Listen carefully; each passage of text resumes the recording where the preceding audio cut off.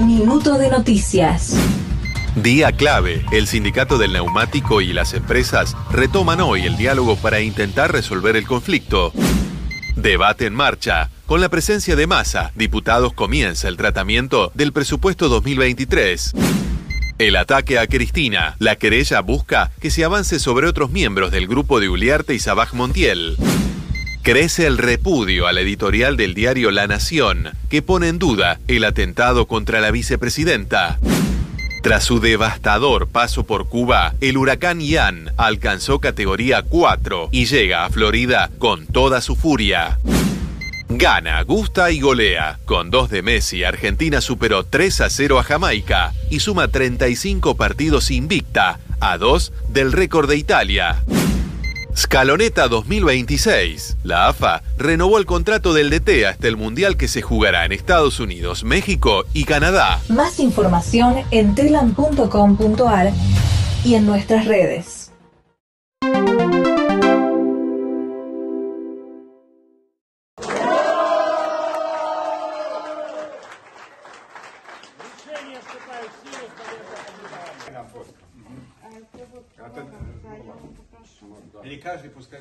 Историческая фотография, друзья. Более 3000 дней мы боролись за право быть частью России, вернуться к себе домой, быть со своей настоящей родиной. И у нас все получилось. Теперь абсолютно обоснованно мы можем сказать: Донбасс – это Россия. Был, есть и будет. Количество проголосовавших, отдавших свои голоса за вхождение Луганской Народной Республики в состав Российской Федерации просто подавляющее. Это, конечно, был ожидаемый результат. Я думаю, что все мы с вами осознаем, что сегодня мы все в истории. Великой истории, великой страны, великого народа. С праздником вас, дорогие жители Херсонской области, с праздником всех тех, кто мне поверил, всех тех, кто отдал свои голоса за то, чтобы мы были одним единым целым, как одна большая семья.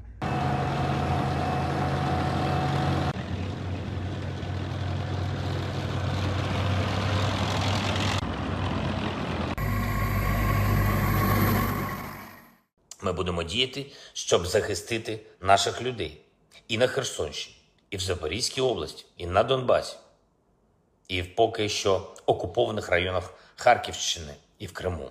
Визнання Росією цих псевдореферендумів як нібито нормальних, реалізація так званого кримського сценарію і чергова спроба анексії української території означатиме, що з цим президентом Росії немає про що говорити.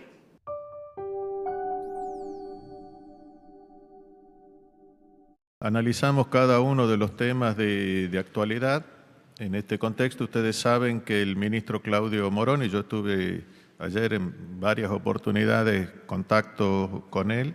Hoy a partir de las 9 de la mañana empezaba a recibir a las empresas que están en esta situación de conflicto.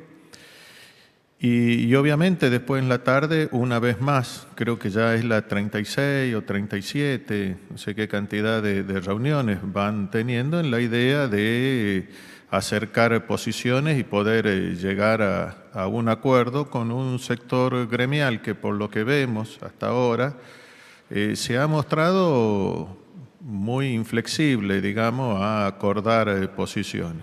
Lo que busca el ministro y lo que buscamos desde el gobierno es proteger la totalidad de las fuentes de trabajo.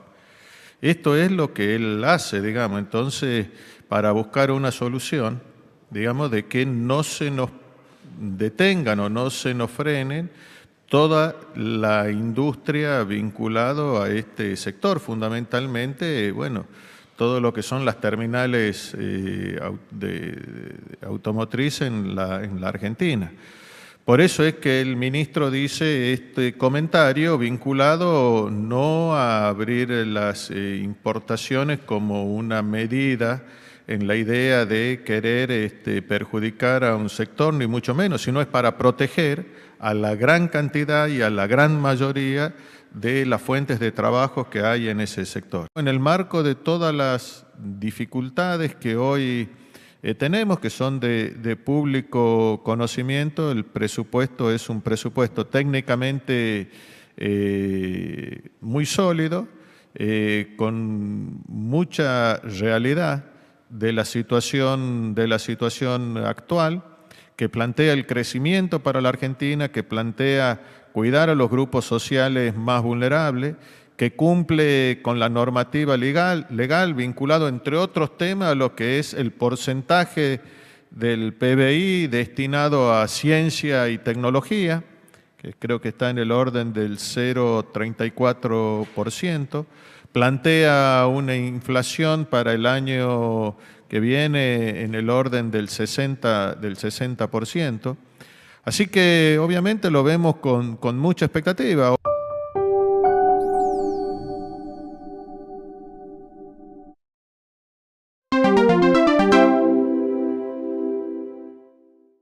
Nosotros tenemos como método el diálogo permanente, lo estamos haciendo con la unidad piquetera, con el Polo Obrero, lo hicimos la semana pasada, hablamos por teléfono estos días y está difícil arribar a un acuerdo, producto de dos miradas distintas. Nosotros entendemos que la situación social es difícil, entendemos que hay necesidades y angustias, pero también vemos que la solución tiene que ser el trabajo, la producción. Y el Polo Obrero insiste en que la solución de eso son los planes sociales. Y ahí es un punto de diferencia importante que impide arribar a un acuerdo, ¿no?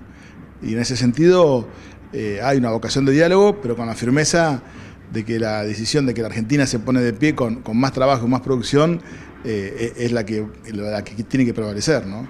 En principio hay cerca de 50.000 titulares del potencial trabajo que accedieron a un empleo formal, por un lado, y por otro lado también hay muchos unidades productivas que son cooperativas o familias que están desarrollando una actividad productiva que a veces es el empleo formal o a veces no, y que desde el Estado Nacional con herramientas, con máquinas estamos fortaleciendo. Hay 100.000 unidades productivas que recibieron máquinas, herramientas e insumos para poder fortalecer su actividad productiva, ¿no? Estamos cumpliendo en forma regular con todos los comedores y merenderos, con los bolsones que estamos entregando a las organizaciones, pero además es importante que la población sepa que el Gobierno Nacional ha implementado un programa de asistencia alimentaria que es el más importante de los últimos 30 años, ¿no? Que es la tarjeta alimentar, que es una tarjeta que llega a más de 4 millones de chicos y chicas y adolescentes de todo el país en forma federal, sin intermediación, que es una ayuda para que puedan sostener la comida en cada casa, ¿no? Y por otro lado, hay un número en la economía que no es menor, que es que la desocupación ha bajado poco, pero ha bajado, y en una Argentina que el desempleo baja no pueden crecer los planes sociales, ¿no? La verdad es que la salida nuestra del país, de la Argentina, de cualquier país del mundo, es con más trabajo y con más producción.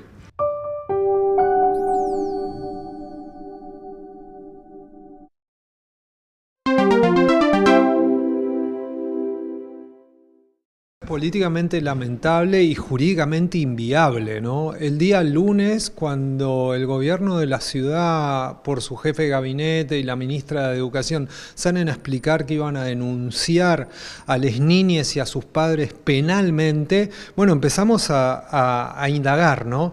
Y el delito que se los acusaría sería el de usurpación. Bueno, el de usurpación requiere como varios elementos, ¿no? Violencia en el ingreso, violencia en la permanencia, es decir, una serie de elementos que en este caso no estaban, ¿no? Y también nos enteramos que iban a iniciar acciones civiles, es decir, acciones económicas contra los padres de esos niños que están, o de esos adolescentes que están en las escuelas, ¿no? La verdad que nos parecía sumamente inviable, salimos a explicar eso, pero ayer a la tarde nos enteramos que efectivamente se pasó al acto, ¿no? Y las distintas familias empezaron a recibir notificaciones, pero notificaciones no llegaba un funcionario civil, un oficial notificador, sino que llegaba la policía. Y estas notificaciones están vinculadas con efectivamente el inicio de acciones contravencionales. Esta idea de pensar el problema a partir de su criminalización, ¿no? Y entonces ahora todos estamos charlando sobre los procesos de criminalización y no sobre las cuestiones de fondo que tenían que ver con, bueno, la necesidad de poner en discusión, bueno, cómo está la educación en la Ciudad de Buenos Aires, algunos elementos particulares como el tema de las viandas, como el tema de la infraestructura. Bueno, no estamos hablando de eso, sino estamos hablando de procesos de criminalización que, insisto, son inviables, ¿no? Esto venimos denunciándolo hace mucho tiempo, ¿no? El uso de figuras penales o contravencionales para inhibir la protesta, ¿no? O para reprimir la protesta. Es decir, una vez que se desarrolla, bueno, habilitar situaciones de represión. Lo que vemos en este caso es que se está organizando sobre sujetos que están especialmente protegidos, ¿no? Las niñeces, las adolescencias, bueno, tienen un espacio de protección definido, ¿no? ¿Por qué? Porque son personas que necesitan como otra relación con el Estado, otra relación con su familia. Son personas que, bueno, lamentablemente por distintas situaciones que se dieron en la historia de la humanidad, bueno, hubo que desarrollar, ¿no?, medidas de protección especial para ellos, ¿no? Y esto es algo que nos parece sumamente grave.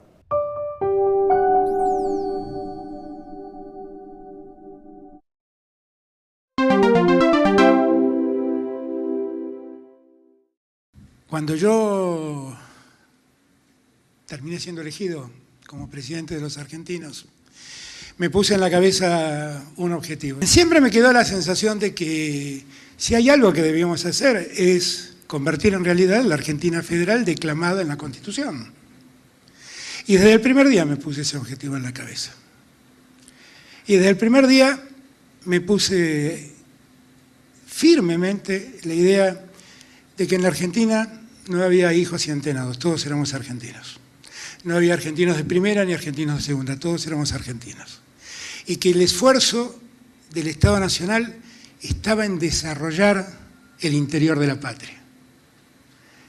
Que el interior de la patria tiene mucho para darnos, muchísimo para darnos. Pero que porque muchas veces se concentra la riqueza, se concentra la producción y se concentra la industria, allá en Buenos Aires, el resto del país queda en una situación donde es mucho más difícil arrancar. Quien se precia de ser un buen presidente de la Argentina tiene en su agenda la suerte y la felicidad de cada argentino que habita esta patria, más allá de donde la habite. Y por lo tanto, tengo la gran tranquilidad de que en estos años no hemos discriminado a nadie. Y hemos llevado nuestro esfuerzo como gobierno nacional a todas las latitudes del país. Estén más cerca nuestro o estén más lejos nuestro. Porque en verdad nuestra preocupación son los argentinos y las argentinas, no quien gobierna en cada ocasión. Aún cuando debo decir que en estos años de gobierno donde he podido hablar más veces y conocerlo mucho mejor a Alberto, sé que Alberto y yo estamos en el mismo barco. Sé que queremos el mismo país. Sé que queremos trabajar para la gente. Sé que queremos diseñar políticas de futuro. Y sé que queremos dejar de lado las disputas falaces que nos enfrentan innecesariamente en la Argentina.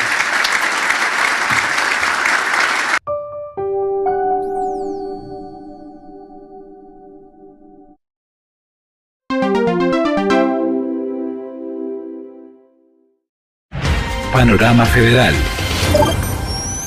Tierra del Fuego. 14 años sin Sofía Herrera. El acto para recordar su desaparición se realizará en una plaza cercana a su casa en Río Grande. La búsqueda sigue activa y la familia difundió una imagen de cómo se vería la joven en la actualidad. Córdoba. Temporal de nieve. Durante la madrugada varios vehículos fueron sorprendidos en la ruta del camino de las altas cumbres y tuvieron que ser evacuados. Jujuy. Luz verde para Morales. La legislatura jujeña aprobó el proyecto para impulsar una reforma constitucional que envió el gobernador. Uno de los puntos más cuestionados por quienes se oponen es que propone limitar el derecho a la manifestación con sanciones. Tucumán. Lluvia y alivio. Las precipitaciones ayudaron a los brigadistas a extinguir focos de incendios forestales en distintos puntos de la provincia. Ciudad de Buenos Aires. Toma de escuelas. Este mediodía se realizó un abrazo simbólico en el Colegio Mariano Acosta para alertar sobre la persecución política a estudiantes y sus familias.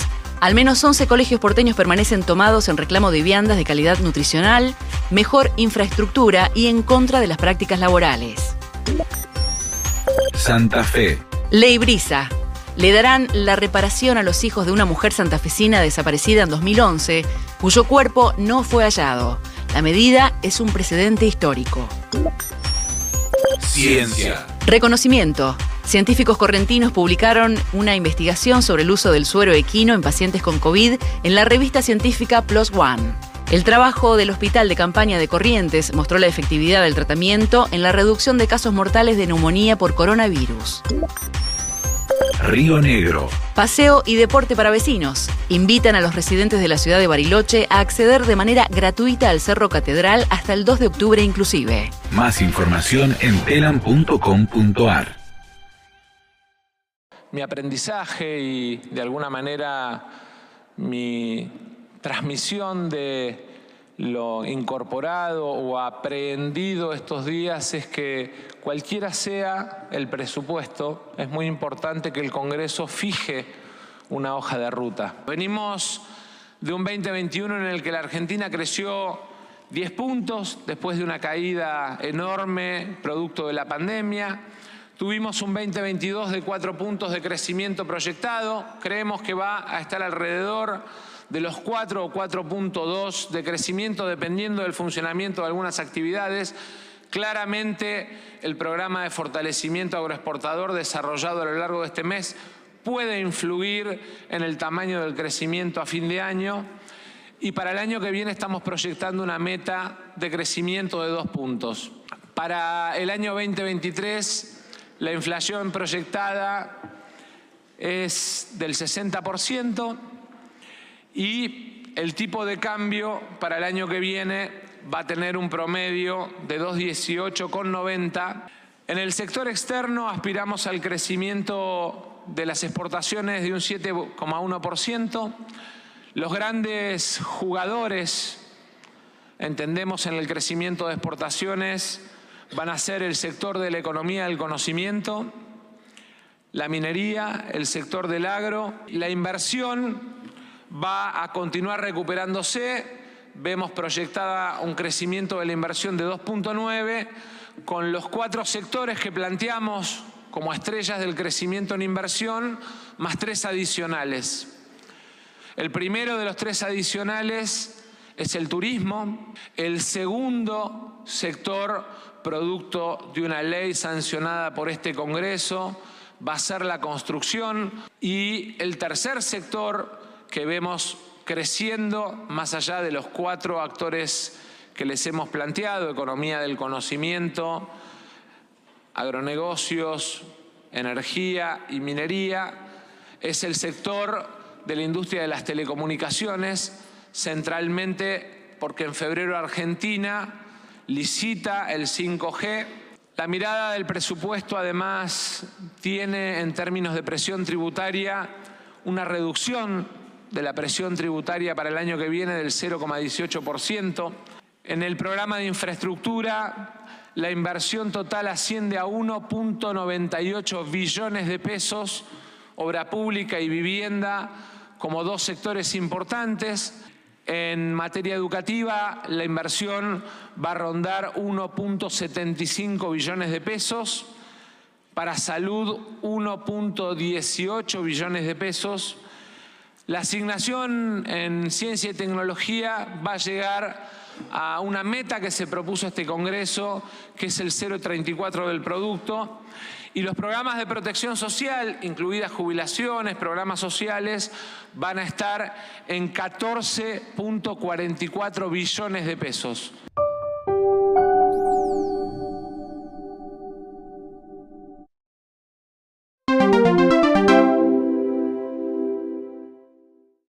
Entendemos que el Ministerio de Educación y el Gobierno de la ciudad no puede pretender perseguir políticamente a las familias. Entendemos que justamente lo que necesitamos ahora, y lo decía muy claro Tonchi, el presidente de la RENACE, quien vino acá a bancarnos desde la provincia en representación de gran cantidad de centros estudiantes de todo el país. Y creo que él lo decía muy claro, ¿no? Esto de que nos quieren perseguir, pero nosotros le vamos a seguir respondiendo con mayor altura que siempre, que les vamos a seguir respondiendo con mayor amor, porque entendemos que la violencia no va a ganar este partido, que lo va a ganar el amor de las comunidades educativas a la educación pública. Así que nada, esperamos que en algún momento se puedan sentar al diálogo, que nadie pierde nada con sentarse a hablar con la comunidad educativa, menos siendo ministra de Educación. Digo, me lo planteo y realmente me parece rarísimo que la ministra de Educación esté tan negada a ponerse a hablar con los pibes y sentarse a armar un protocolo antitoma antes de sentarse a armar proyectos para la educación. Siempre como directivo he marcado que la toma de una institución no es el modo propicio, no es la modalidad por la cual uno debe realizar los reclamos, pero eso no implica que yo no esté a favor de cada uno de los reclamos y de los requerimientos que plantean los estudiantes, los docentes, la comunidad educativa. La respuesta siempre es el disciplinamiento, el miedo, porque para los grupos más de derecha o los grupos más reaccionarios, que cuando las personas se juntan pueden pensar y pueden tener fuerza. El miedo, el pánico, genera que las personas se distancien muchas veces como para buscar una protección. Lo que ocurrió esta vez fue al revés. Se pusieron los estudiantes y los docentes espalda contra espalda y se transformaron en personajes mucho más fuertes.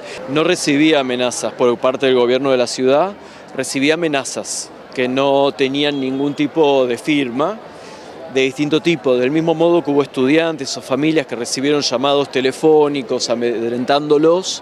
A mí me amenazaron de muerte dejando un papel en el parabrisas de mi auto, en la puerta de mi casa. Yo no vivo en este barrio, así que alguien indudablemente me siguió o algo pasó.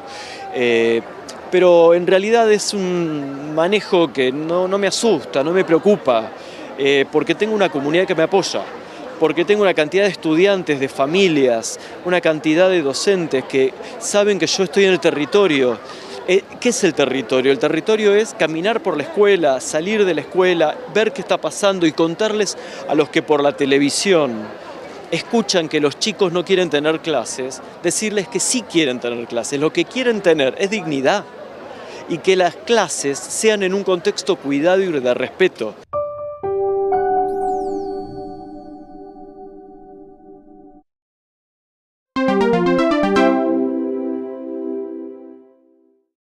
Veo que se han reunido muchísimos vecinos y vecinas de acá del barrio, de Corn, y creo que lo hacen porque ustedes entendieron lo que algunos todavía no entienden, que es que la prioridad es la educación pública, la prioridad son los pibes y las pibas, la prioridad es la igualdad de derechos, la prioridad es la justicia social. Recordábamos ahora que estuvimos recorriendo antes de la pandemia y antes del inicio del ciclo lectivo de las clases del primer año, un jardín que habían dejado abandonado, que era el único que se estaba haciendo.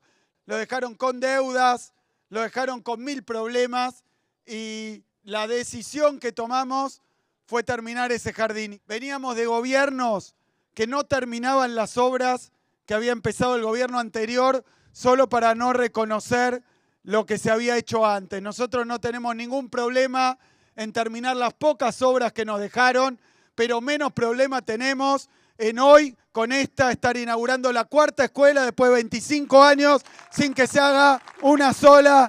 Y bueno, una emoción enorme realmente, porque nosotros comprendemos que construir escuela es mucho más que poner los ladrillos, que pintarla, poner las ventanas, los pizarrones. Sepan que para nosotros construir una escuela es tan importante porque construir escuelas es construir futuro. Y no es hablar, es hacer.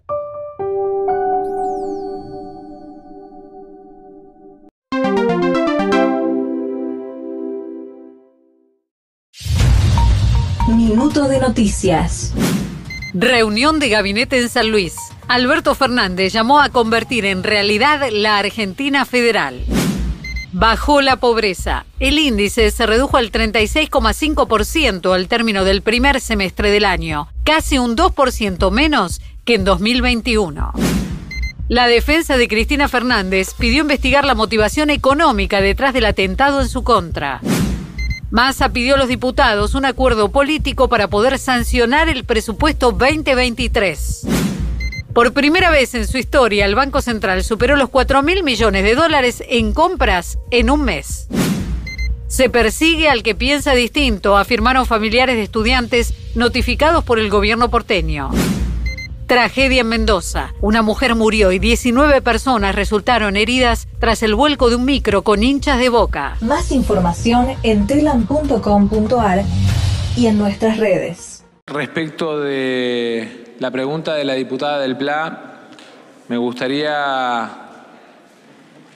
dejar dos ideas de lo que pretendió ser mi mensaje en el día de ayer. Y podemos tener visiones distintas, por eso expresamos además ideas políticas distintas, claramente. La primera tiene que ver con que uno apela a suspender, cuando llama a suspender o a romper los principios de inflexibilidad de las partes, no puede sentirse solo atacado una de las partes. La inflexibilidad supone que hay dos partes que no se sientan a la mesa. De hecho, en el día de hoy, los actores de ambas partes no querían sentarse juntos a la mesa en el Ministerio de Trabajo. Decían que estaban dispuestos a sentarse con el ministro, pero no a sentarse con la otra parte. Y entonces, llamar a que se rompa la inflexibilidad y a que se termine el capricho de no querer sentarse con la otra parte no me parece que sea tomar parte. Ya le estoy respondiendo, ya tuvo la palabra, diputada. Eso en primer lugar. Y en segundo lugar, gobernar es tratar de cuidar, digamos, o tratar de evitar, entre otras cosas, el daño más grave a la hora de situaciones de conflicto. Y que un grupo de dirigentes sindicales y políticos ponga en riesgo una cadena de valor que tiene 150.000 empleos por no querer sentarse Silencio, a la mesa, diputados, por favor. Es básicamente Silencio, bueno, un problema que entendemos que tiene que tener una atención por parte del gobierno. Esa es mi mirada. Estoy convencido de que si tienen buena fe, que se sienten a la mesa en la paritaria como corresponde. Gracias. Respecto de la pregunta del diputado Espert, no solo no miento, mintió ayer el sindicalista del neumático que dijo que no había sido atendido en el Ministerio de Economía cuando el secretario de Industria, José Ignacio de Mendiguren, se reunió una vez con él y Pablo Moyano y otra vez a solas. Entonces, el que mintió es Crespo, diputada. Y respecto a la pregunta de si avalábamos, ojalá que tengan el mejor acuerdo posible en materia salarial para ganarle a la inflación, además. Y ayer, cuando hablé de inflexibilidad, le pedí a las empresas que se tenían que sentar a la mesa. Ahora bien, lo primero que tienen que hacer es sentarse a la mesa.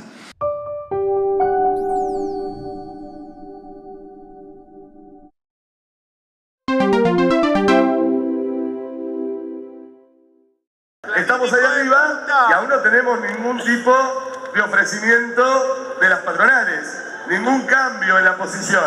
¿Estamos dispuestos nosotros a acordar o no? ¿Estamos todos dispuestos? ¿Estamos dispuestos? ¡Sí! Digo, para los medios, los trabajadores neumáticos, ¿están dispuestos a acordar o no? Bueno, estamos dispuestos, pero no vamos a aceptar que se nos imprima una rebaja salarial. Vengo a informar con claridad que hay una mesa de negociación donde el sindicato está ofreciendo muchas alternativas de salida. ¿Sí? Muchas alternativas de salida. Dentro de los rangos que sabemos que con claridad no le hace nada a las empresas. Acá estamos todos trabajadores neumáticos. Y los trabajadores neumáticos les decimos que estamos dispuestos a negociar, que estamos buscando la forma y que estamos también dispuestos a defendernos con mucha fuerza para que se cumpla con los intereses de esta negociación en favor de nuestras familias. Las dos cosas estamos muy dispuestos. Vamos a seguir acá, ¿eh? Nos quedamos acá hasta que nos den respuesta. Nos tienen que dar respuesta.